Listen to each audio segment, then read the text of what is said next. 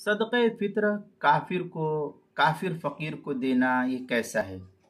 چنانچہ صدقۃ الفطر کا جو مال ہے یہ صدقہ فطر ذمی کافر فقیر کو دینے کی شریعت میں گنجائش ہے، لیکن افضل یہ ہے، بہتر یہ ہے کہ کسی مسلمان ضرورت مند حاجت مند کو دیا جائے۔ ایسے بے شمار مسلمان موجود ہے۔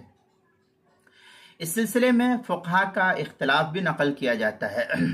حضرت امام ابو یوسف رحمۃ اللہ علیہ کی ایک روایت سے اس میں کافر کو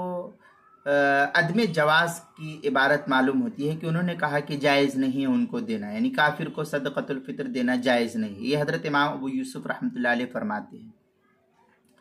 بعض مشائخ نے اسی پر فتویٰ بھی دیا ہے کہ حضرت امام ابو یوسف رحمۃ اللہ علیہ کے قول کے مطابق کسی کافر کو صدقۃ الفطر دینا یہ جائز نہیں ہے، لیکن صاحب ہدایہ اور متون کی عبارات جو اس کے جواز پر دلالت کرتے، یعنی کافر کو صدقۃ الفطر دینا یہ جائز ہے۔ البتہ اس سلسلے میں درمیانی بات یہ ہوگی کہ جو کافر مسلمانوں سے برسر پیکار ہو، لڑائی جھگڑے پر آمادہ ہو، مار پیٹ کرنے پر آمادہ ہو، ان کی جانی مالی نقصان پر آمادہ ہوں، جنہیں اصطلاح میں یہ کہا جا سکتا ہے کہ یہ حربی ہے،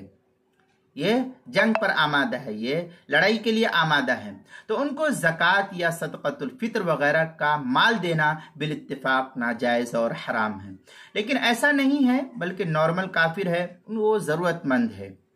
اور آپ سے کوئی لڑائی جھگڑے کا ارادہ بھی نہیں، آپ کا پڑوسی ہے یا ضرورت مند حاجت مند محتاج ہے اور کافر ہے، تو اس کو اگر صدقۃ الفطر دیا جائے تو دینے میں کوئی حرج کی بات نہیں ہے، یہ جائز ہے۔